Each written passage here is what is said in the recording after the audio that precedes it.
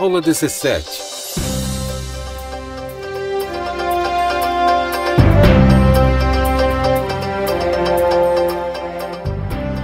Conteúdos: tabela periódica e distribuição eletrônica.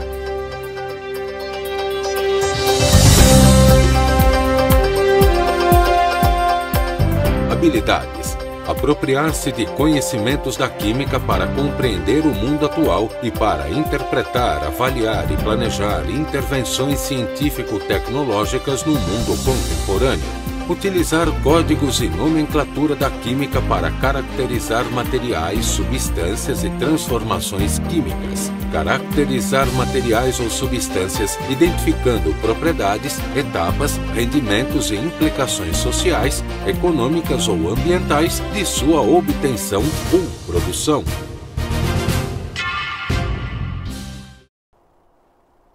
Bom dia a todos que acordaram cedinho nesse sábado para acompanhar o nosso aulão do Enem. Nós tivemos a aula da professora Adriana Barata falando sobre um período muito importante na história. Porém, agora nós vamos tratar de um outro assunto também que é muito importante e é muito recorrente dentro das provas do Enem, que é tabela periódica e distribuição eletrônica. Então, bom dia, professores também que estão acompanhando, aos pedagogos, aos diretores. Vocês são muito importantes nesse nosso processo aqui, porque o apoio de vocês é o que faz todo o nosso projeto andar. E para você que perdeu as outras aulas ou então que quer acompanhar as aulas que já se passaram e quer fazer também a revisão das outras aulas, muito importante isso. Acesse o canal do YouTube, youtube.com/postagemsemean, youtube.com/postagemsemean. Lá estarão todas as nossas aulas, todas as aulas que você deseja fazer a revisão. E é muito importante também que você pegue essas aulas e vá exercitando. São os conteúdos que a gente mais tratou, a gente fez um levantamento e mais tratou dentro das edições anteriores, edições passadas das provas do Enem. Outro aviso muito importante também: se você ainda não sabe qual é a escola que você vai fazer a sua prova, entre no site do MEC, mec.gov.br, e lá entre na aba Enem. Naquela aba você vai consultar a partir do seu CPF, do seu número de inscrição, qual é a escola que você vai fazer a prova. Então, para não perder, não deixa para acessar no dia, porque no dia vai estar muito lotado, muito congestionado o site. Vê isso com antecedência, anota o nome da escola, já procura saber onde é que fica essa escola, vai um dia antes, uma semana antes, para ver onde é que a escola fica localizada, para você ver como será o transporte, para nada dar errado no dia. E muita atenção também no horário que está marcado no seu cartão de inscrição. Não vale chegar atrasado, hein? A gente estudou tanto para poder chegar no dia atrasado, não pode. No mínimo, 1 hora de antecedência, por favor. Então, feitos os nossos avisos, nós vamos agora tratar da nossa aula de Química. Vamos lá? Então, bem-vindos ao Reino Periódico. Essa é uma terra de fantasia, mas está mais próxima da realidade do que parece. Esse é o reino dos elementos químicos, as substâncias a partir das quais tudo é tangível, é feito, e não é um país muito grande, pois consiste de um número mais de centenas de regiões, mas ainda assim é responsável por tudo que constitui nosso mundo. Quem disse isso foi Atkins em 1996. Então, a tabela periódica, ela é um mundo, ela é um sistema, ela é como se fosse um universo inteiro. Porém, cada elemento químico agora para a gente vai ser uma reação, cada elemento químico vai ter propriedades físicas e químicas diferentes. Então, esses elementos químicos combinados com outros elementos químicos é que fazem agora os nossos compostos. Porém, para que eu faça a interação, para que eu faça a reação, para que eu faça a ligação desses elementos químicos uns com os outros, eu preciso que sejam determinados, sejam definidos qual é o número de elétrons que eu tenho, qual é o poder de combinação desses elementos que eu tenho para que se faça a ligação corretamente. Na próxima tela, nós vamos ter então o Mendeleev. E o Mendeleev, ele dizia que você nunca teve tal sonho quando ele falava da ideia que ele teve em organizar na ordem crescente dos pesos atômicos os elementos químicos. Então ele teve um sonho, e nesse sonho que ele teve, lá em 1869, ele disse que eu vou organizar a tabela periódica, eu vou organizar os elementos, porém precisa de uma ordem. Que ordem será que eu vou seguir? Aí ele fez a proposta de que a ordem fosse a ordem de propriedades né, crescentes, aliás, propriedades regulares a partir dos números de massa. Porém, na próxima tela, nós vamos ver que houve, então, uma organização a partir dessa ideia, deste sonho do Mendeleev. Então, destes 115 elementos, e agora é um número crescente, temos lugares até para 118, 119 elementos na tabela periódica, na época, 60 já haviam sido isolados. Porém, eles ainda não estavam organizados. Então, essa organização, a partir da ideia de Mendeleev, supôs que fosse a partir das massas atômicas. Ok? Então, a partir do peso de cada elemento, a partir da massa de cada elemento, é que a gente ia ter a organização, conforme a gente está vendo no nosso quadrinho. Mendeleev organizou na parede do seu laboratório, colocou cada cartão ali e também colocou na parede do seu laboratório os espaços para aqueles elementos que ele ainda não tinha sido descoberto. Aquele elemento que ainda não foi descoberto já tinha o seu lugar na tabela periódica, porque ele estava fazendo uma previsão do que seria, então, uma propriedade física e química. Se aquele elemento fosse se encaixar naquela família, naquela propriedade ali, então ele já tinha um lugarzinho guardado na parede, na suposta ali ideia do Mendeleev para a primeira tabela periódica, classificação periódica dos elementos. Na próxima tela, nós vamos ver que, em 1913, Moseley descobre, então, o número atômico, que nós vamos chamar agora de número atômico Z. E ele foi determinado a partir de uma também ordem crescente, que nós chamamos agora de número atômico e não de massa atômica. Então, essa ordem crescente de números atômicos, hoje, ela é, então, a ordem que vale. Então, verifiquem na nossa linha. Nós temos aí uma linha de um período estabelecido, elemento boro, elemento carbono, elemento nitrogênio, elemento oxigênio, elemento flúor e elemento neônio. Vejam que do boro até o neônio, nós temos então uma sequência de 5, 6, 7, 8, 9, 10. Números inteiros, números sequenciais, números atômicos então crescentes. Foi aí então que houve a chamada lei periódica, que dizia assim: as propriedades dos elementos são funções periódicas de seus números atômicos. Ou seja, se um elemento ele pertence àquele local na tabela periódica, significa que na família, na vertical, e no elemento, aliás, no período, ali, aquele elemento químico que está localizado, ele está ali justamente porque ele tem as propriedades. Então, aquelas propriedades que ele apresenta, tanto de período quanto de família, aquela propriedade é específica para aquele elemento, para aquele grupo de elementos, para aquela tabela, para aquela sequência de elementos. Então, a partir dessa organização de números crescentes, inteiros e sequenciais de elementos químicos, de números atômicos. Vamos então agora falar da periodicidade. O que seria então essa periodicidade? O mesmo elemento que tem propriedades físicas e químicas igual a outro elemento, ele vai pertencer então a um mesmo período, ou então a uma mesma família, a uma dada localização. E eletrosferas semelhantes, que agora a gente vai chamar de uma propriedade também físico-química, essa eletrosfera semelhante entre um período, entre um elemento e outro elemento, nós vamos então caracterizar como pertencentes ao mesmo período.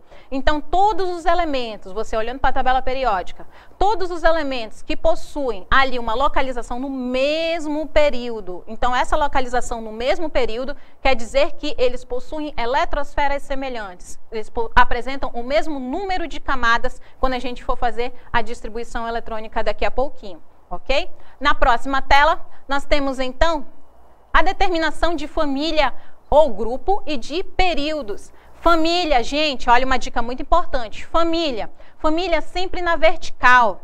Período, sempre na horizontal. O período vai me dizer quantas camadas, quantos níveis apresenta aquela distribuição eletrônica de um determinado elemento químico. A família ou grupo vai me dizer as características físico-químicas. É a mesma analogia. Quando a gente tem uma família em casa, né, todo mundo ali da mesma família, todo mundo apresenta as mesmas características, todo mundo é muito parecido, tanto fisicamente quanto a personalidade. Muito bem. Então, a mesma coisa acontece com os elementos químicos. Então, os elementos químicos apresentam propriedades físicas e químicas e, por consequência, pertencem ao mesmo grupo, à mesma família, ok? Olha que maravilha, nós temos aí a nossa tabela periódica. Percebam, ali naqueles quadrados verdes, tem uma linha abaixo. E essa linha, ela vai descendo em escada. Todo mundo percebeu?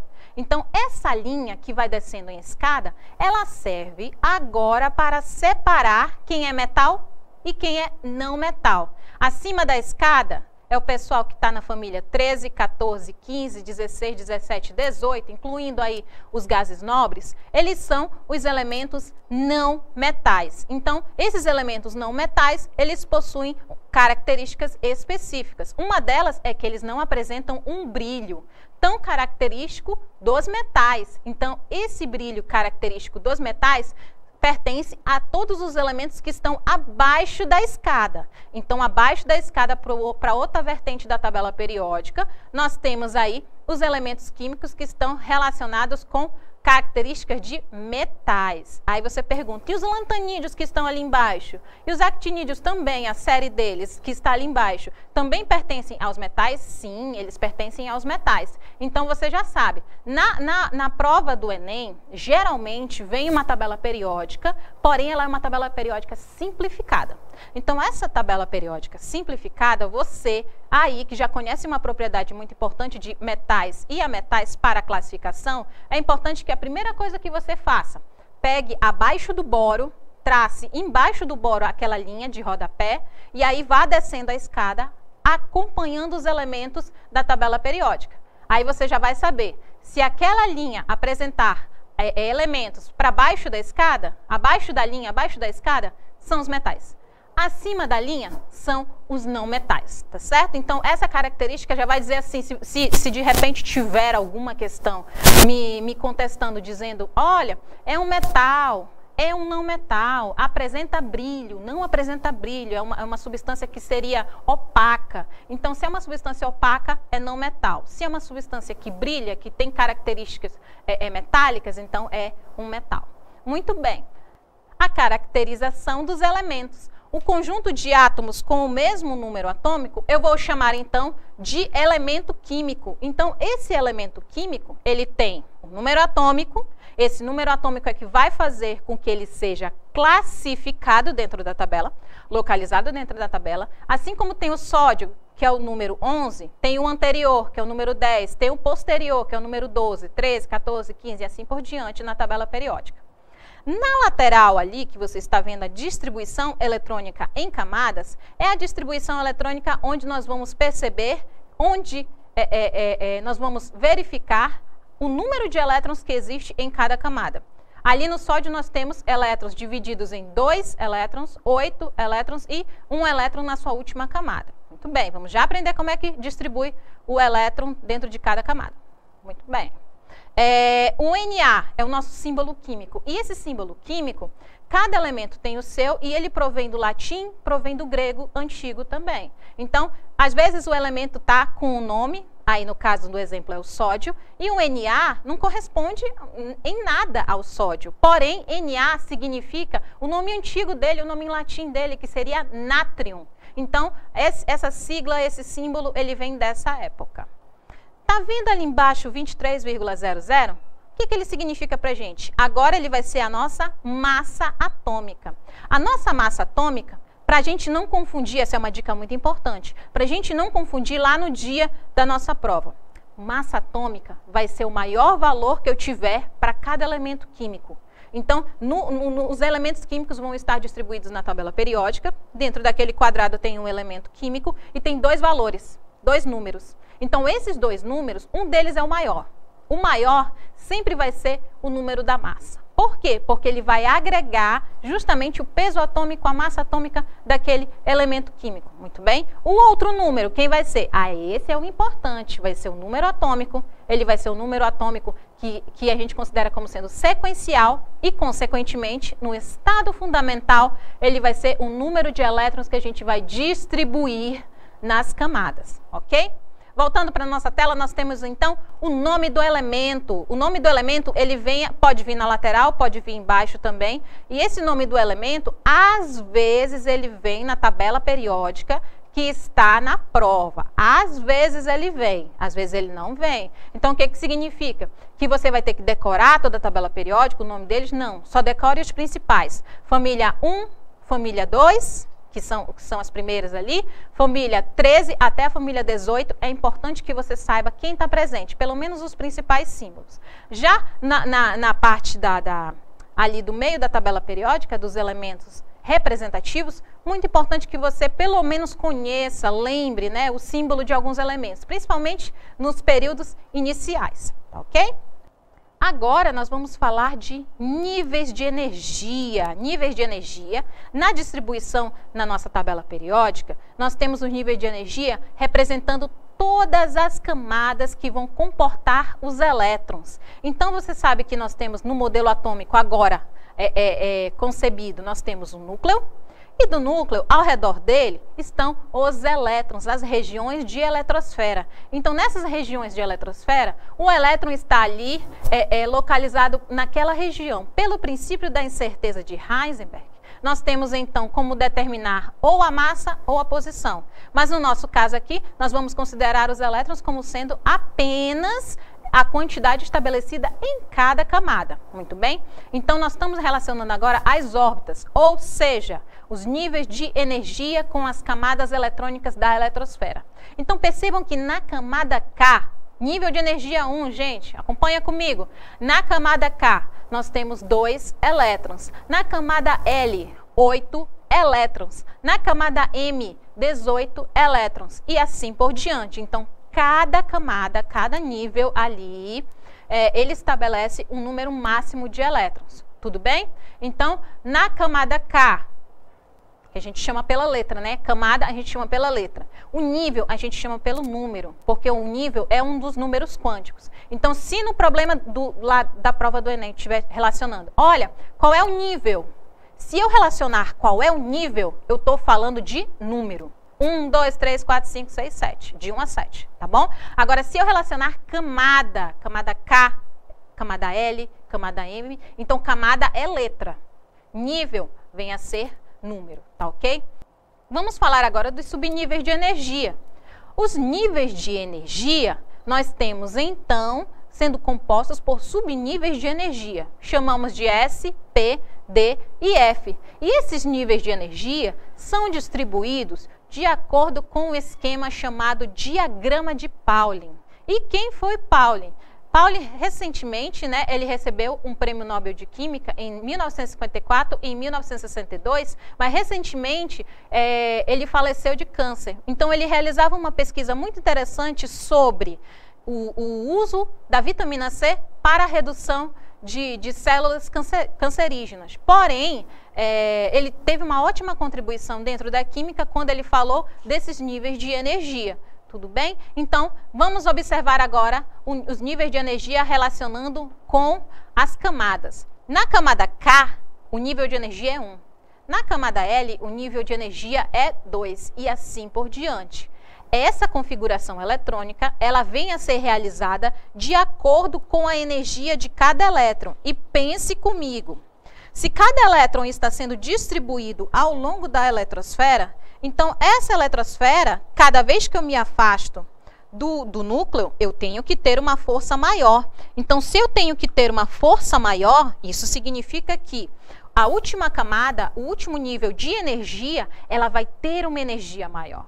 Então, essa energia que é maior, vai chegar um tempo que, dependendo do número de elétrons, eu vou ter um efeito de blindagem. O que é esse efeito? É um efeito que segura os elétrons que estão na última camada, como sendo um efeito assim de proteção, um efeito onde eu tenho uma leve contração daquelas eletrosferas. Os elétrons podem sair da última camada? Podem, é de lá mesmo que eles vão sair. Porém, essa contração que é feita é chamada de efeito de blindagem. Então, percebam que ali no meu início, 1s1, eu tenho 2 elétrons como sendo comportados ali no subnível S. Aí, pela ordem, verifiquem as setinhas que vocês receberam no material aí, verifiquem as setinhas que podem ser aí visualizadas para a gente acompanhar os níveis de energia, tá certo? Por que eu estou falando isso? Lá na frente, quando a gente for fazer a distribuição eletrônica, vai ser muito importante que a gente tenha essa sequência. Aí vem outra pergunta. Professora, precisa eu decorar esse esquema, precisa eu decorar esse diagrama, 1s2, 2s2, 2p6, não precisa você decorar, mas o que você precisa saber é como você vai entender Claro que os primeiros você tem que ter uma noção de onde eles estão localizados. Depois do 1S2, vem o 2S2, 2P6, 3S2, 3P6, até o 4, 3D10, assim, porque a maioria das questões que a gente tem visualizado são as questões que a gente procura até o 4D. Até o 4D10 a gente tem questões que ainda chegam na distribuição eletrônica. E como a gente vai fazer a distribuição eletrônica? A partir do número atômico. Então, esse número atômico ele é muito, muito importante para determinar a quantidade de elétrons que eu tenho em cada elemento. Cada elemento tem seu número atômico. Então, cada elemento vai ter uma quantidade de elétrons no estado fundamental para que a gente faça essa distribuição eletrônica. Tem uma questão que a gente vai fazer também, que vai ser uma questão de cátion e ânion, que é a última questão, que a gente vai verificar por que a gente tem uma redução dessa eletrosfera, uma redução desse número de elétrons a partir da perda ou ganho de elétrons. Com ganho a gente vai aumentar a eletrosfera, ok? Na próxima tela, eu quero que vocês acompanhem agora as setinhas para a gente verificar qual é a ordem dos subníveis de energia. Então, no nível 1, eu tenho a camada K com 2 elétrons. Olha o subnível ali, 1S2. E percebam que ele está sozinho. Ele está sozinho justamente para compor a camada K. Então, na camada K, olha para o expoente. Eu tenho 2 elétrons ali na camada K. Na camada L, olha, todo mundo que tem 2, 2S, 2P. Então, 2S, quantos elétrons ele tem ali no expoente? Tem 2. 2P. Quantos elétrons eu tenho no 2P? 6 elétrons. Somando os expoentes agora, S mais o P, 2 mais o 6. Eu tenho na camada L, na camada 2, ali no nível 2, perdão, eu tenho 8 elétrons, tá ok? Na camada M, no nível 3, eu tenho 3S, 3P, 3D. 3S, 2 elétrons. 3P, 6 elétrons. 3D, 10 elétrons. Então, esse nível 3 aí é o que compõe a camada M. Quantos elétrons nós temos na camada M? 18 elétrons. Somando 2 com 6 com 10, totalizando aí 18. Aí vem uma outra pergunta também interessante quando a gente vai fazer essa distribuição eletrônica. Professora, eu tenho um elemento que ele não vai chegar a completar o D, não vai chegar a completar 10, eu vou completar 9. Não tem problema, porque essa distribuição eletrônica, ela é de acordo com o número atômico, lembra disso. De acordo com o número atômico, você não precisa preencher. Significa que tem espaço para 10 elétrons, aí eu estou falando do 3D, tá bom? Então, o 3D suporta até 10 elétrons. Preencheu, se tiverem 11 elétrons, você passa um para o próximo, para o 4S. Vai ficar 4S1. Tem problema de ficar incompleto? Não tem problema. A gente está com números sequenciais para fazer essa distribuição, justamente. Tá ok? E esse material, ele está também aí com você. Acompanhe, por favor, e faça uma boa revisão, porque esse material já está aí mastigadinho, bonitinho para você. Nós vamos ter, então, a localização dos elementos nas famílias. Essa é uma dica muito, muito, muito importante. Por quê? Economiza tempo para você batalhar em outras questões. A distribuição eletrônica, então, do nosso exemplo aqui, vamos pegar o átomo de sódio. Vou fazer a distribuição em subníveis. 1S2, 2S2, 2P6, 3S1. Opa! O S, cabem quantos elétrons? 2. Muito bem. Mas eu preciso de 2? Não, eu só preciso de 1. Por quê? Soma os expoentes comigo. 2 mais 2 mais 6 mais 1. Total de 11 elétrons. Então, esses 11 elétrons que eu tenho aí somando, gente, é justamente a distribuição de elétrons que eu tenho em subníveis. Muito bem. Aí, período. Como é que eu vou localizar o período? O período aqui foi determinado, então, no nosso exemplo, como sendo o 3. Por que ele vem a ser o terceiro período? Porque, observando ali a nossa distribuição em subníveis, eu tenho ali o elemento finalizando no subnível 3. Tá ok? Família. Família igual a 1. Por que metais alcalinos eu vou distribuir aí família família igual a 1? Observa o último subnível, a última camada. Então, para mim, a primeira camada, a camada ali do S2, 1S2, é a camada K, nível 1. Já quem tem o coeficiente igual a 2, 2S e 2P, vão compor a camada L, o nível 2. E quem ficou por último? O 3s. O 3s ficou sozinho. O 3s, então, vai me indicar que na última camada eu vou ter um elétron. E, por convenção, agora nós vamos aprender que a família 1, a família dos metais alcalinos, todo mundo daquela família, todo mundo ali naquela vertical, eu vou ter, então, dos metais alcalinos, eu vou ter um elétron na última camada, no último período, ok? Nós estamos, então, organizando agora a tabela periódica a partir de famílias ou grupos. Muito bem. A tabela periódica, então, ela é constituída por 18 famílias, 18 colunas. Cada uma dessas colunas vai agrupar elementos que tenham propriedades muito parecidas, tanto físicas quanto químicas. Porque eles apresentam uma configuração eletrônica na camada de valência que é muito, muito parecida também. Então, essa organização vai te poupar muito tempo. Nessa organização, quando você fizer a distribuição, opa, eu sei que terminou, finalizou ali o meu elemento em tal elétron, em tal camada, em tal número de elétrons, em tal camada, então eu sei que este elemento pertence a determinada família. Por quê? Todo mundo daquela família termina com aquele nível, com aquele subnível, com aquele número de elétrons, tá ok? Nós vamos verificar o nosso exemplo. Olha aí, corrige para mim, inclusive aí, no Na, nós vimos que é Na11, não 10, tá ok? Então, vamos observar o lítio. Lítio tem quantos elétrons? 3. O número atômico me indica isso. 3 elétrons. Então, nós temos a distribuição 1s2, 2s1.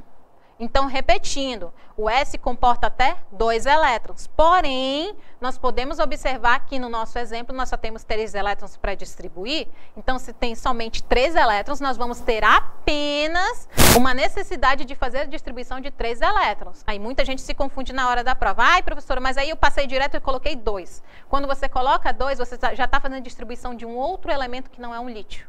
Tá? O lítio, apenas 3 elétrons. 1s2, 2s1.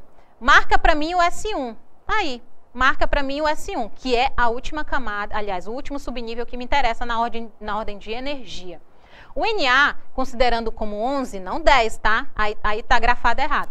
1s2, 2s2, 2p6, 3s1. E eu destaquei o S1.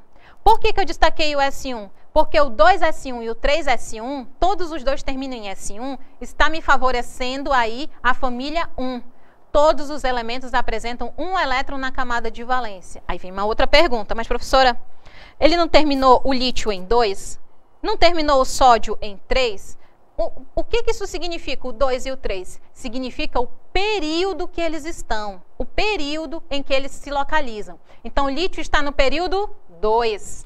O sódio está no período 3. Meu Deus do céu, olha como é fácil a química. A gente não tem nem como dizer, não, professora, eu me confundi. Não tem como, não existe essa possibilidade na química. Na próxima tela nós temos, então, olha que linda a tabela periódica, que linda, que maravilhosa é a química.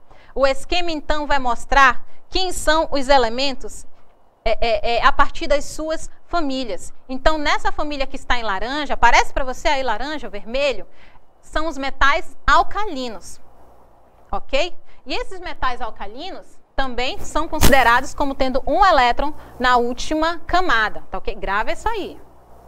Nós temos os metais alcalinos terrosos, muito bem, é o pessoal que está aí um amarelinho mais claro. Todos os metais alcalinos terrosos, nós temos então uma participação de 2 elétrons na sua última camada. Continuando ali, família que nós temos ali do boro, continua aí contando. Família B, essa família que está pintada em rosa. Família do boro, família do carbono, família do nitrogênio, a família 15, acompanha comigo, são números sequenciais de família. Família do oxigênio, que são chamados de calcogênios. Calcogênios significam formadores de óxidos. 17, halogênios, a família 17. Seriam os halogênios com significado de formadores de sais. 18, os gases nobres. Antes era considerada essa família como sendo a família 0, ou então família 8A. Hoje em dia não utilizamos mais essa nomenclatura. A ou B. Não tem mais. Agora a gente começa com a família diretamente. Coluna 1, família 1, vai embora até 18. Tá bom? Então, essa família 1, 2, 3, 4 vai embora, contando tudo direto. Agora, uma observação que eu tenho para fazer interessante para você. Antigamente, como tinha família A e família B, as famílias que estavam ali na coluna 1, na coluna 2, que eram A e 2A, e a partida 3A, 4A, 5A, essas eram as famílias dos elementos de metais representativos, aliás, de elementos representativos. E as famílias que estão naquele bloco central da minha tabela periódica, são os elementos que são considerados transição. Aí, por que transição? Vamos lá voltar para a nossa tabela?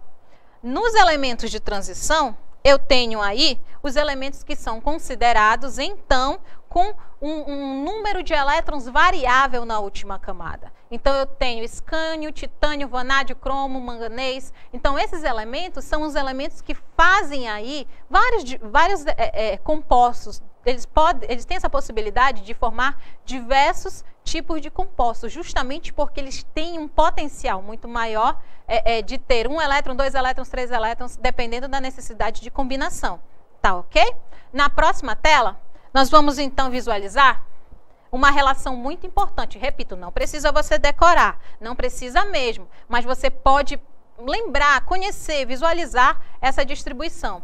Então, a família ou grupo 1, os elementos dessa família, o número de elétrons na camada da valência, ou seja, na camada que eu tenho por último, né, na distribuição eletrônica de energia, nós temos aí 1 elétron pertencente, tá? Na família 2, 2 elétrons. Na família 13, que é a partir dos elementos que são representativos. Esse número de oxidação, esse número de elétrons na última camada, ele não muda esse número de elétrons. E essa distribuição eletrônica, ela pode ser feita a partir dos subníveis também. Então, a partir dos subníveis, eu posso determinar a camada com que eu estou tratando. Vamos pegar o exemplo aí da família do nitrogênio. Então, na família do nitrogênio, na tabela periódica, nós temos a família 15. Então, essa família ali, 15, quantos elétrons ela tem na sua camada de valência? Tem 5. E a configuração nos subníveis? NS2 e NP3. Aí tu se pergunta, mas por que N? Porque o número do período, ele vai variar. Pode estar no 3º período, pode estar no 4º período, pode estar no 5º período. Então, vai ficar 3S2, 3P alguma coisa. Tá ok? Então, aí no nosso caso da família do nitrogênio, 3S2, 3P3. Aí vem também uma outra observação quanto ao expoente. Vamos observar o expoente? No S, nós temos o número 2. No P, nós temos o número 3. Então, somando 2 e 3, eu tenho 5 elétrons que correspondem à família 15, na minha camada de valência. Muito bem, família do nitrogênio. O que significa? Na próxima tela, todo mundo que está aí na família do nitrogênio, que é a coluna verde agora pela representação, todo mundo que está na família do nitrogênio é o pessoal que tem 5 elétrons na sua última camada. Então, esse pessoal que tem 5 elétrons só existe aí na família do nitrogênio. Aí tu diz, mas professora, lá nos elementos de transição, tá vendo o bloco em branco dos elementos de transição? Então, esse bloco aí, ele tem um número de elétrons variável. Pode existir elétrons número de elétrons igual a 5 para alguns elementos? Pode existir sim, porém, para número de oxidação, número de elétrons fixo, para essas famílias que estão coloridas. Uma outra observação muito importante também é a família dos gases nobres. Na família dos gases nobres, nós temos as camadas preenchidas, porque esses elementos, eles fazem parte de um grupo muito especial. Então, os gases nobres, eles vão ter, então, todo nível, todo subnível que eles tiverem, eles vão ter preenchido. Então, essa é a característica do gases nobres. Uma questão que também eu observei que ela é recorrente. Quando eu faço a seguinte pergunta, olha, determinado elemento químico, ele tem uma configuração de um gás nobre, fulano, mais tantos elétrons. De um gás nobre neônio, mais tantos elétrons ali presentes na configuração. Então, essa configuração você vai fazer igualzinho a um neônio. 1s2, 2s2, vai embora fazendo a configuração. Porém, essa configuração ela tem elétrons a mais. Então, para economizar, e às vezes até para confundir, a gente faz aquela configuração do gás nobre e faz o adicional de elétrons. Sempre lembrando, aquele adicional de elétrons, quando você faz o somatório, soma todo mundo daquela fileira, daqueles expoentes, para chegar no determinado número atômico. porque o número atômico determina pra gente agora o que vai ser, qual vai ser a quantidade de elétrons que a gente vai ter para fazer a ligação química, tá ok? Na próxima tela, nós vamos ver então que os elementos de transição, eles têm, né, uma determinação genérica agora. Antigamente, a gente tinha como elementos de transição todo mundo que era do bloco B.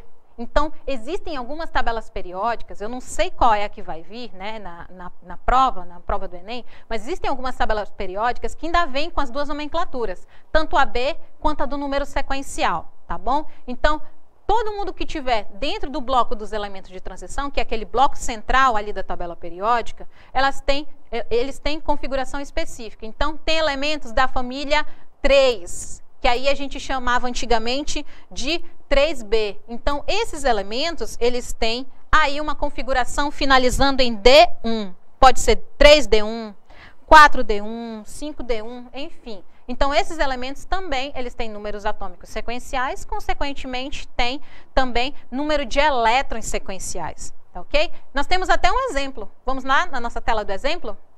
Olha o ferro.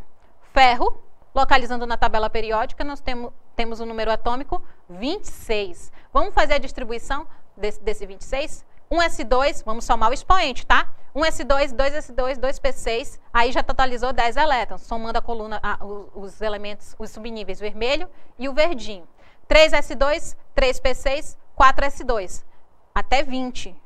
Percebeu? A gente somou os subníveis, somando ali os expoentes até 20. E 3d, aí cabem 10 elétrons. Porém, nós não precisamos de 10, nós precisamos de 6. Porque aí, colocando 6 elétrons, nós vamos finalizar, então, com 26 elétrons para o ferro. Aí eu te pergunto, qual é o período? Gente, essa é uma questão, parece assim que toda edição do Enem tem que cair uma questão dessa. Eles fazem uma distribuição eletrônica e aí eles te perguntam na pegadinha, qual é o período que nós vamos ter, né, para o ferro? Veja bem, eles não estão perguntando qual é o subnível mais energético. Porque o subnível mais energético é o 3D6. Eu estou olhando daqui e estou vendo. É o subnível mais energético, pela ordem, é o 3D6. Porém, ele está perguntando qual é o mais externo. Gente, o mais externo é justamente a camada que fica por último. É a maior camada que eu tenho. E observando a minha distribuição eletrônica, o meu subnível denuncia que o 4s2 chega até a camada, então, 4. Então, o período que eu estou tratando para o ferro é o período 4, o quarto período aí, tá certo? Então, não se confiem apenas na distribuição eletrônica. Para determinar o período, você tem que observar o coeficiente, que é o número que vem na frente do subnível, tá certo? Então, muita atenção, gente. Você tem que ter muita atenção quando for fazer a distribuição eletrônica. Faz a distribuição eletrônica certinha, com muito cuidado, com muita calma, não vá pular nenhum dos subníveis. E quando eles te perguntarem, olha, só pode ser 2 tipos de questão. Ou ele pergunta, qual é o subnível mais externo? Aliás, qual é a camada mais externa? Aí você olha para o período. E ele pergunta também, qual é o mais energético? O mais energético é o último, tá certo? O mais energético é o último. E o mais externo é o do período. Aí você olha para o período, olha para a camada. Que ele pergunta, qual é a camada mais externa? Aí você olha para o coeficiente. E aqui a gente vai encerrando a nossa aula de química com a seguinte mensagem. Se você tivesse um sonho, e se esse sonho valesse tudo o que fosse na sua vida, será que você não faria de tudo também para conquistá-lo? Claro que sim. E neste momento o nosso sonho é entrar na faculdade. E quando a gente entrar na faculdade, abre-se a esperança de um futuro melhor, de uma perspectiva melhor no mercado de trabalho. Então aqui eu desejo de coração que todos vocês tenham boa sorte na prova do Enem. As outras aulas vão continuar acontecendo, os outros professores também vão finalizar as aulas deles, mas principalmente, se você tiver dúvida, mande e-mail para a nossa produção. Se você tiver algum tipo de sugestão também para as outras aulas, pode mandar, não tem problema. Não esqueça de pegar o seu cartão de inscrição no site do MEC, mec.gov.br/Enem, e pegue lá o local da sua prova, tá certo? Esse local você já tem que ver previamente onde é que você vai fazer a sua prova. Nada de fazer, eu vou chegar 1 hora antes, vou sair 1 hora de casa, porque vai dar tempo de eu chegar lá no meu local de prova. Não faça isso. Nesse dia, todo mundo vai estar fazendo prova no mesmo dia e no mesmo horário. O trânsito, às vezes o calor, isso tudo pode fazer com que você se atrapalhe e não consiga chegar. E, gente, nadar na praia, morrer na praia depois de que a gente nadou tanto, isso não é muito legal, tá certo? Então aqui eu deixo o meu abraço, a gente finaliza a transmissão e o projeto aqui, agradecendo aos professores que também participaram, os diretores, os pedagogos que participaram com a gente, e aos alunos, não desistam mesmo. Ah, eu tenho que acordar cedo no sábado. Vai, menina, acorda cedo no sábado, é o teu futuro que tá aí em jogo, tá ok? Um grande abraço e até o próximo sábado.